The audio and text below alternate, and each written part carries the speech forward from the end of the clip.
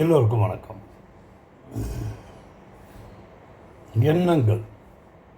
எண்ணங்களால் தோன்றக்கூடிய சில ஐடியாக்கள், இதை முதலில் எழுதுங்கள். அதாவது ரெக்கார்ட் செய்ய வேண்டும். ஒரு மொபைலில் ரெக்கார்டுன்னு ஒன்று இருக்குது. இல்லைன்னா உங்களுக்கு நீங்களே வாட்ஸ்அப் கொடுத்துக்கலாம். என்ன ஐடியா வந்திருக்கோ அந்த ஐடியாவை நீங்களே வாட்ஸ்அப்பில் கொடுத்துக்கலாம், தப்பு இல்லை. இது எப்படி அப்படின்னா மறக்கக்கூடாது.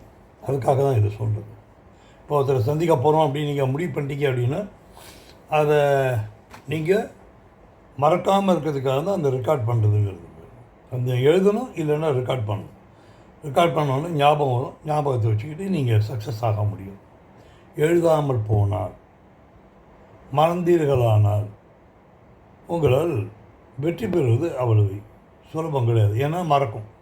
இது மறக்கிறதுனால என்ன ஆகும் அப்படின்னா ஒரு சோம்பேறித்தனம் உண்டாகும்.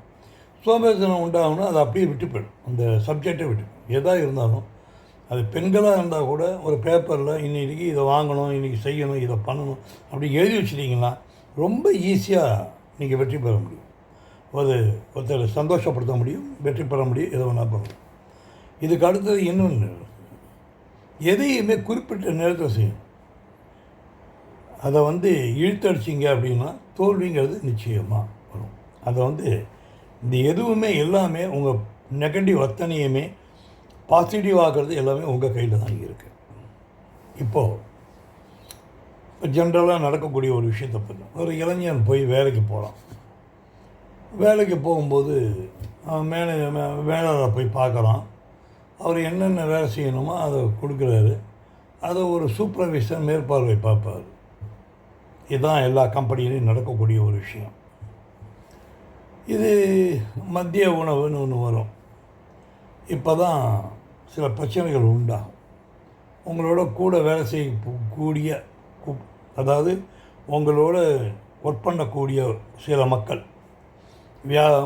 அவங்க அந்த கம்பெனியில் வேலை செய்யலாம். அந்த மாதிரி ஆட்கள் என்ன செய்வாங்க அப்படின்னா, மெதுவாக ஒருவருக்கு, தம்பி எந்த ஊர், எந்த ஏரியாவிலேருந்து வரீங்க, இன்னொருத்தர் கேட்பார், சொந்த ஊர் எது, என்ன படிச்சிருக்கேன், குடும்பத்தில் எத்தனை பேர், இப்படி பல வகையான கேள்விகளை கேட்பாங்க.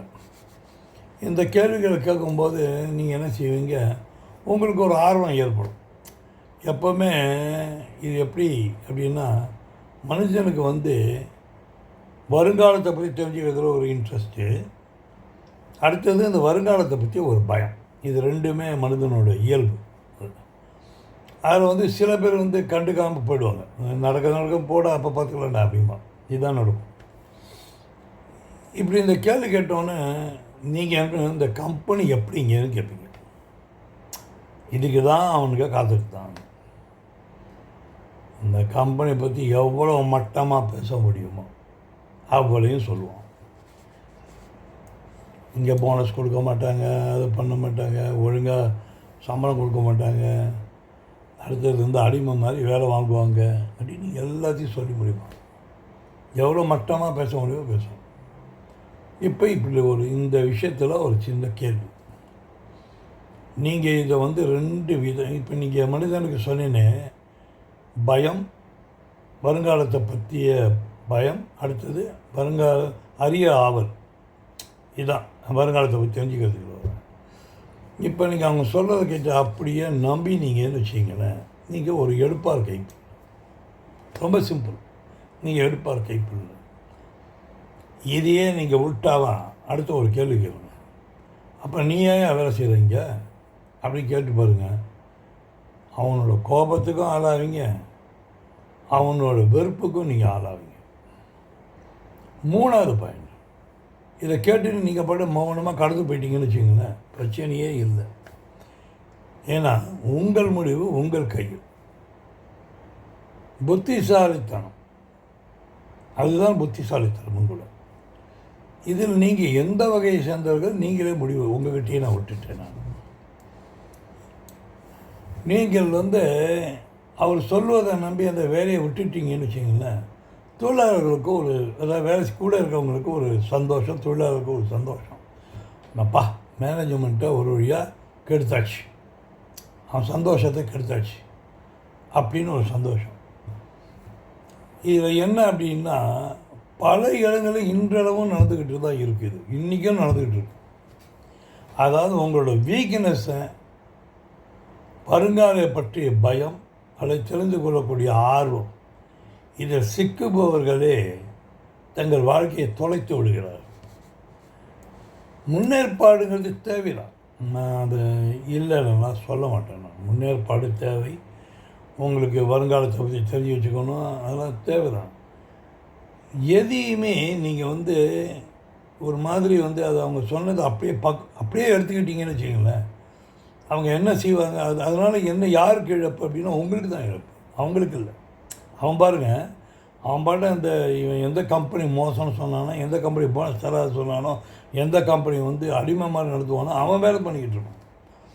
ஆனால் உங்களை வாழ வச்சானா அப்படின்னா நீங்கள் தான் கஷ்டப்பட்டு வேலை வாங்கிடுவீங்க. அது போகும், திரும்ப ஆரம்பிக்கணும் நீங்கள் சின்ன அளவுலேருந்து. இது எப்படின்னா, உடம்பு சரியில் ஒரே தொண்டை கரகரப்பு செய்ய ஒரு ஐடியா தரேன். இந்த கிளாஸ் இருக்குது இல்லையா, நல்லா தூளாக்குங்க. நல்லா தூளாக்கி மாவு மாதிரி தூளாக்கிட்டு கொஞ்சம் தேனை ஊற்றி குழப்பி சாப்பிடுங்க, தொண்டை சரியாக போயிடும் அப்படிங்கிற மாதிரி. இது மற்றவன் சொன்னான், நான் சொன்னேன்னே இதை கெடுத்தாங்களே அவங்க சொல்கிற ஐடியா இது. அதை நீங்கள் அவனை சாப்பிட சொல்லுங்கள், நீயே சாப்பிட்டு காட்டு நான் பார்க்குறேன் அப்படின்னு சொல்லுங்கள். அந்த இடத்துல நிற்பாங்க, நிச்சயமாக நிற்க மாட்டான், அந்த இடத்த விட்டு ஓடி போடுவாங்க. நீங்கள் உங்களுடைய வாழ்க்கை உங்கள் கையில். வருங்காலத்தை தெரிந்து கொள்ள வேண்டியதுங்கிறது ஒரு அளவுக்கு மீறி கிடையாது. நடந்ததை எண்ணி நினைத்து விட்டால் நடந்ததை எண்ணி நினைத்து கொண்டிருந்தால் அவன் மடையன், நடப்பதை எண்ணி கவலைப்பட்டால் அவன் மூடன். ஆக நடப்பது நடக்கட்டும் என்பவனே நல்ல ரசிகன், அவன் இவன் அவன் என்ன ஒரு பழைய பாட்டு ஒன்று. அது மாதிரி நடக்கிறது நடக்கும், நீங்கள் என்ன தான் முயற்சி பண்ணாலும் நடக்கிறது நடக்க தான் செய்யும். அதை வரும்போது நான் பார்த்துக்கிறேன் அப்படின்னு நீங்கள் ஒரு முடிவு பண்ணிட்டீங்கன்னா, இப்போ அந்த கம்பெனி விஷயம் சொன்னேனே, அதெல்லாம் இந்த கேட்டகரியில் வரதான். நடக்கிறது நடக்கட்டும் பார்த்துக்கலாம் அப்படின்னு நினச்சி பாருங்கள், எல்லாம் வெற்றி உங்களுக்கு தான் சேரும். வெற்றியோடு இருங்க, வெற்றி பெறுவீர்கள். எதுவுமே செய்ய முடியாதுன்னு யார் சொல்கிறதையும் கேட்காதீங்க, சொல்கிறது எல்லாத்தையும் காது கொடுத்து கேளுங்க, யோஜனை பண்ணுங்க, முடிவை நீங்கள் எடுங்க. எதையுமே அவசரப்பட்டு முடிவு எடுக்காதீங்க, அதுக்கு நேரம் கொடுங்க, தன்னால் எல்லாமே சொல்லும். கடைசியாக முடிக்கும்போது நம்ம சொல்லுவோம், முடிக்கும்போது நம்ம ஒரு சில விஷயம் சொல்லுவோம். அழகும் அடக்கமும் சேர்ந்து இருப்பது அரிது. யோசனை பண்ணுங்க, அழகும் அடக்கமும் சேர்ந்து இருப்பதே அரிது. மீண்டும் சந்திப்போமா? சீக்கிரம் சந்திப்போம்.